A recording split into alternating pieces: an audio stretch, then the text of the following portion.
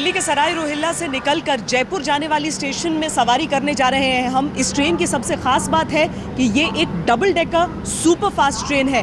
जी हाँ, यहाँ पर 2 तलों पर लोग सवारी कर सकते हैं और इसीलिए एक बहुत बड़ी तादाद में पैसेंजर्स इसमें जयपुर तक का सफर अपना पूरा कर सकते हैं।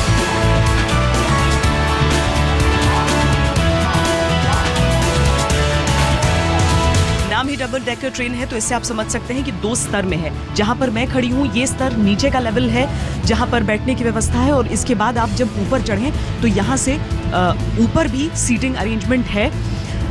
कुल मिलाकर जो नीचे की स्थिति है वो प्लेटफॉर्म से चंद कदम नीचे इस तरह का आपको एहसास होगा जैसा आप बैठे हुए हैं। ज़्यादा से ज़्यादा लोग यहाँ पर बैठ सकते हैं इस ट्रेन में और इसीलिए इस तरह की व्यवस्था है। जयपुर कम से कम एक ऐसी जगह है जहां दिल्ली से जाते हुए सड़क का भी इस्तेमाल हो सकता है, हवाई यातायात का भी इस्तेमाल हो सकता है।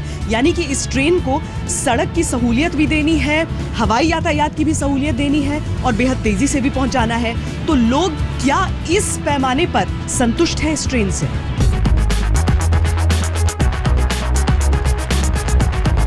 तो ये ट्रेन आपको कंफर्टेबल लगती है? हाँ जी, ये ट्रेन कंफर्टेबल है क्योंकि इसका डिस्टेंस कवरिंग थोड़ा कम है और रेदर देन दूसरी ट्रेनों के बजाय। और ट्रेनें अप्रॉक्स 5 to 6 आवर्स लेती हैं। इस ट्रेन में मेरे को 4.5 घंटे का टाइमिंग है। So it's very comfortable, so that's why I will use. और उसके अलावा ट्रेन के अंदर जो व्यवस्था है उससे संतुष्ट हैं एज अ पैसेंजर? हाँ जी बिल्कुल, साफ सफाई? हाँ बहुत साफ रहता है और जैसे पेंट्री की जो फैसिलिटी है वो भी बहुत अच्छी है इसमें, सब कुछ बेटर है इसमें। आप लोग काफ़ी फ्रीक्वेंटली ट्रैवल करते हैं या पहली जर्नी है इस train? This is not my first journey and I used to travel after a week or usually bi-monthly or something like that. What is special about this train? क्या अच्छा लगता है? This is very punctual and provides like food facilities and the sanitary activities are also good and the staff is also good here. Train comfortable है और सबसे important है time पे चलती है अपने, एंड क्लीनलीनेस बहुत है कंपैरेटिवली टू अदर। क्या ऐसा नहीं है कि रेल बजट के टाइम हम साफ देख रहे हैं, हमेशा साफ रहती है? जब से स्टार्ट हुआ है मैं तब से ट्रैवल कर रहा हूँ पॉली फास्ट 4 years और मुझे इसमें क्लीनलीनेस हमेशा मिला है तो उसमें कोई प्रॉब्लम नहीं हुआ। आप लोगों के हिसाब से इस ट्रेन में कोई कमी या अच्छाई आपको क्या लगती है? टाइमिंग में अगर सुधार किया जाए तो it will be much better. हाँ, थोड़ा पहले कर दिया जाए ताकि अगर कोई, जैसे अभी आपने बोला, अगर लेट पहुंचता है और वो 10 बजे से पहले अगर 9 बजे पहुंचो तो that will be much better for her. कोई अगर कोई लेडीज़ जा रही है तो सेफ्टी पर्पज से भी उसके लिए अच्छा होगा।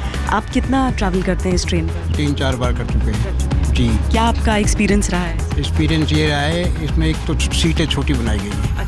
प्रॉब्लम आती है, 3 आदमी बैठते हैं तो बहुत प्रॉब्लम आती है।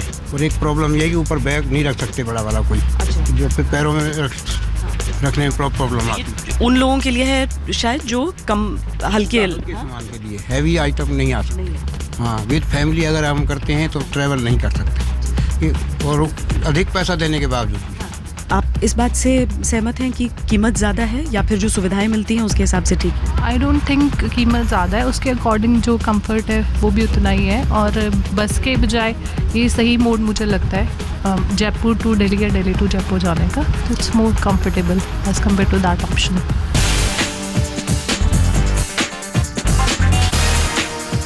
ये खाना पीना आप लोग कितना कितना यहाँ पर प्रोवाइड करते हैं सबको, लोगों को? थोड़ा सा कॉम्प्लीमेंट्री नहीं है, जो लोग बोलते हैं तो उनको ऑर्डर लेके देते हैं। किस रेट पे आप लोग देते हैं? नॉन वेज ब्रेड आमलेट है 35 का, ब्रेड कटलेट है 30 रुपये का और वेजिटेबल खाना है 50 रुपये का और टी है 7 रुपये का, कॉफ़ी भी 7 रुपये का है। और यहीं पर आपका पूरा तैयारी होता है? तैयार सब बाहर से आता है, यहाँ पानी बॉयलर लगे हुए, चाय के लिए यहाँ पर पानी और बाकी सब तैयार वहाँ से आता है बाहर से। ये और पानी दूध मिला के सिर्फ चाय देते हैं।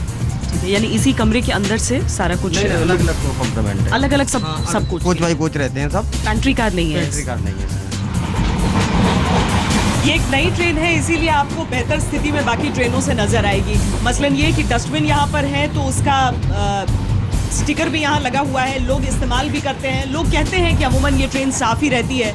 यहाँ पर टॉयलेट भी अगर आप देख लें तो इसमें स्पष्ट तौर पर लिखा हुआ है कि कब यहाँ पर सर्विसिंग होती है, और अगर यहाँ पर गंदगी दिखे तो हमें मालूम है कि किस मोबाइल नंबर में किस कैरेज के लिए हम कॉल कर सकते हैं उन्हें। और इसीलिए 2 स्टेशनों से गुजरने के बाद जब हम यहाँ पर टॉयलेट का भी जायजा लेते हैं तो ये साफ सुथरा ही हमें नजर आता है। यानी सफाई के पैमाने पर चाहे कोच हो या फिर जो टॉयलेट्स हैं, ये जो ट्रेन है वो कम से कम हमें साफ दिख रही है। तो आखिरकार हम जयपुर स्टेशन पर पहुंच चुके हैं। दरअसल इस ट्रेन को निकलने में तकरीबन 20 मिनट की देरी हुई थी, लेकिन जब हम यहाँ पर पहुंचे हैं तो 5 मिनट की देरी रही है, यानी कि 10:10 हम यहाँ पहुंचे हैं। 10:05 पर यहाँ पहुंचना था। कुल मिलाकर जितने भी लोग थे उनका अनुभव अच्छा था इस ट्रेन के साथ। सफाई से खुश थे, इसकी स्पीड से खुश थे, लेकिन यही है कि यही पैमाना देश के बाकी ट्रेनों में भी पूरा किया जाए। कैमरा पर्सन जहीर बाग के साथ श्वेता सिंह, जयपुर आज तक।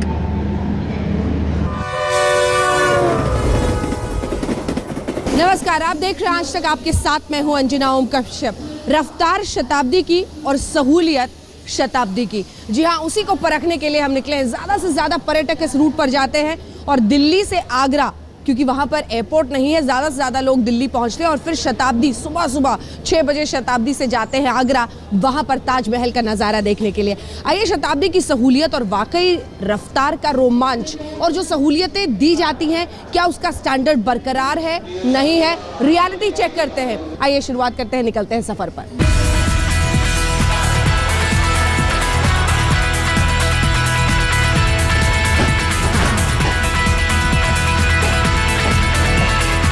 अब शताब्दी में आइए ज़रा देख लेते हैं पैंट्री का क्या हाल है, क्योंकि ज़्यादा बहुत लंबी दूरी के लिए ट्रेन नहीं है, लेकिन आगरा से होते हुए ये देखिए, ये सुबह की ब्रेकफास्ट की पूरी तैयारी हो चुकी है। भैया सफाई का ख्याल रखते हो नहीं रखते हो? रखते हैं, सफाई ख्याल रखते हैं। जो चम्मच इधर इस तरफ से योगिंदर दिखाएं, ये सब धोगे ना, सबको साफ करो, सर्फ लगा के साफ करेंगे गर्म पानी से। और बात जेएनयू विवाद की करेंगे, जिस पर राजधानी में एबीवीपी के मार्च की खबर के साथ हजारों छात्रों के साथ दिल्ली में बीजेपी के छात्र संघ ने संसद मार्च निकाला। रामलीला मैदान से लेकर संसद तक ये मार्च निकाला गया और इसमें हजारों की संख्या में एबीवीपी के कार्यकर्ताओं ने हिस्सा लिया। ये मार्च संसद मार्च के नाम से निकाला गया। जिस तरह से जेएनयू में लगातार ये खबरें आ रही थी कि गिरफ्तारी नहीं हुई, हालांकि कल अनिरबान और साथ ही उमर खालिद को गिरफ्तार किया गया, लेकिन उसके बावजूद एबीवीपी ने हुंकार रैली निकाली संसद मार्च के नाम से। देशद्रोही नारों का विरोध करते हुए एबीवीपी के छात्र हुंकार रैली के नाम से इस मार्च को आगे बढ़ाते हुए दिखाई दिए। कल के एबीवीपी कार्यकर्ता रामलीला मैदान से निकल चुके हैं और आप देख सकते हैं कि रैली अब जंतर मंतर की तरफ जा रही है और यहाँ से आप तस्वीरों के जरिए अगर आप देखें